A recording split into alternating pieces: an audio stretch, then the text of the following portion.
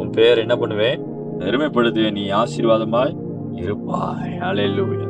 அடுத்து 3ஆம் வசனம் சொல்றேன். உன்னை ஆசீர்வதிக்கிறவனை என்ன பண்ணுவேன்? ஆசீர்வதிப்பேன். பாருங்க, இந்த ஒரு அடையாளத்தை கொடுக்கிறாரு. உன்னை யார் ஆசீர்வதிக்கிறாங்களோ அவர்கள் எப்படி இருப்பார்கள்?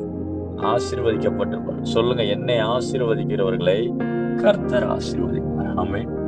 இதை நீங்க விசுவாசி. ஆண்டவரே, நான் உண்மை சார்ந்து வந்திருக்கிறேன். என்னை அழைத்தது நீங்க. ஜீவனுள்ள தேவனுக்கு பிள்ளையா மாறிட்டேன். நான் உண்மை சேவிக்கிறேன். நீங்க என்னை அழைச்சிருக்கிறீங்க. என்னை யாராவது சபிச்சாங்க, ஆசீர்வதிச்சாங்கன்னா அவங்களை நீங்க ஆசீர்வதிச்சிருங்க. உன்னை ஆசீர்வதிக்கிறவளை நான் என்ன பண்ணுவேன்? ஆசீர்வதிப்பேன். அதனாலதான் ஆண்டவர் உங்களை ஆசீர்வதிக்கும்படியாக ஜனங்களை என்ன பண்ணாரு? கொண்டு வரார். மனுஷ தயவு உங்களுக்கு உண்டாது. ஏன் தெரியுமா? அவர்களை ஆசீர்வதிக்கப்படுறதுக்காக உங்கள்கிட்ட கனெக்ட் பண்றாரு. அல்லேலூயா சொல்லுவோமா? இன்னைக்கு சில மனுஷர்களை தேவன் உங்களுக்கு கனெக்ட் பண்ண போகிறார். ஆமென். ரபாலா ஷாக்கடா ரபா. ஏன்? அவர்கள் நல்லா இருக்க போறார்கள். அவர்கள் மூலமா நீங்க நல்லா இருக்க போறீங்க. ஆமென். நன்மை செய்கிற மனுஷர்கள் உங்களை சந்திப்பார்கள். சொல்லுங்க, நன்மை செய்கிற மனுஷர்கள் என்னை தேடி வருவார்கள். என்னை ஆசீர்வதிக்கிற தேவன் ஜனங்களை அனுப்புவார். ஜாதிகள் என்னை சேவிக்க வரும். ராஜாக்கள் நடந்து வருவார்கள். உதிக்கிற ஒளி என்னிடத்தில் ராஜாக்கள் நடந்து வருவார்கள். அவர்கள் உன்னை அலங்கரிப்பார்கள். விசுவாசி. நன்மை செய்கிற ஜனங்களை கத்த கொண்டு வருவார்.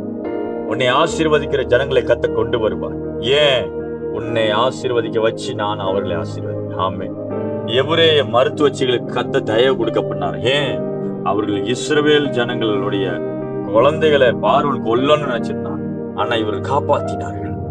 தலைக்கும்படி செய்தார். அவர்களை ஆசீர்வதித்தார். ஏன்? அவன் நன்மை செய்கிறார். ஜீவனை காப்பாற்றினார். அந்த இஸ்ரவேல் ஜனங்களுடைய குழந்தைங்க, ஆண் வாரிசு 2 வயசுக்கு உட்பட்ட அந்த குழந்தையெல்லாம் நைல் நதி கொண்டு கொல்லணும்னு நினைக்கிறான். ஆண் குழந்தையெல்லாம் கொல்லணும்னு ஒரு பார்வன் கட்டளை போடுறான். ஆனா இந்த எபிரேய மருத்துவச்சிகள் நன்மை செய்து அதை காப்பாற்று. இன்னைக்கு உங்களுக்கு நன்மை செய்து உங்களை காப்பாற்றுகிற ஜனங்களை கர்த்தர் கைவிட மாட்டார். உங்களுக்கு நன்மை செய்கிற கர்த்தர் அனுப்புவார். உங்களை ஆசீர்வதிக்கிற ஜனங்களை கர்த்தர் நிச்சயமா அனுப்புவார். விசுவாசமா இருங்க. அப்ப என்ன நடக்குது? உன்னை ஆசீர்வதிக்கிறவளை நான் என்ன பண்ணுவேன்?